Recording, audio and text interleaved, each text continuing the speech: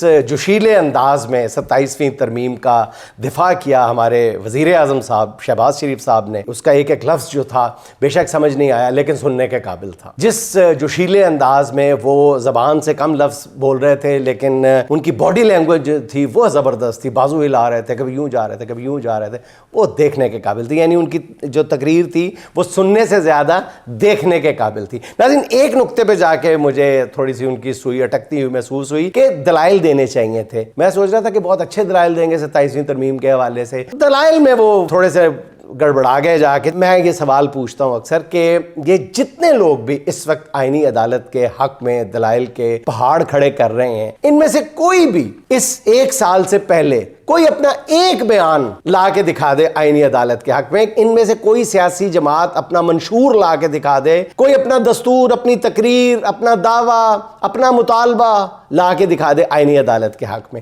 تو جب وہ آئینی عدالت کا انہوں نے ذکر کیا شہباز شریف صاحب نے اور اپوزیشن بینچوں کا ذکر کیا، تو انہوں نے کہا کہ اب میں بالکل ایسے ہی آپ کو جیسے ہوا وہی بتا رہا ہوں ناظرین، کہ شہباز شریف صاحب فرمانے لگے کہ مجھے سمجھ نہیں آیا اپوزیشن کو 19 سال تک یہ خیال کیوں نہیں آیا آئینی عدالت کا، تو مجھے سمجھ نہیں آئی.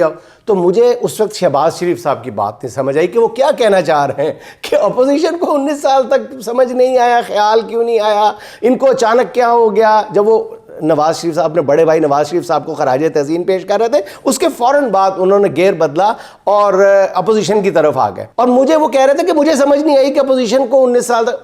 میں آپ سے یہ پوچھنے والا تھا شہباز شریف صاحب کہ 19-20 کیا 30-40 سال سے آپ کو کیوں نہیں خیال آیا، آپ کے بڑے بھیا کو کیوں نہیں خیال آیا آئینی عدالت کا. شہباز شریف صاحب چھوڑے، بلاول بھٹو کو خیال کیوں نہیں آیا، زرداری صاحب کو کیوں نہیں آیا، ایمل ولی جو آج پتہ چلا کہ جی وہ شہباز شریف صاحب کے بھتیجے ہیں، ان کو کیوں نہیں خیال آیا.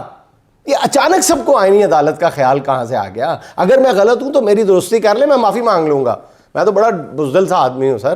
اگر میں غلط کہہ رہا ہوں کہ نہیں جی ہے ہمارا یہ 2 سال پہلے یا اچھا پھر انہوں نے کتنی کمال کیا کہنا چاہیے وہ نہیں مطلب کمال جرأت مندی کہہ لیں، چلیں کمال جرأت مندی کا مظاہرہ کرتے ہوئے انہوں نے کہا کہ یہ جو آئینی عدالت ہے یہ چارٹر آف ڈیموکریسی کا عروج ہے. پھر میں نے چارٹر آف ڈیموکریسی دیکھا کہ وہاں آئینی عدالت کا ذکر ہے، نشتہ کوئی نہیں.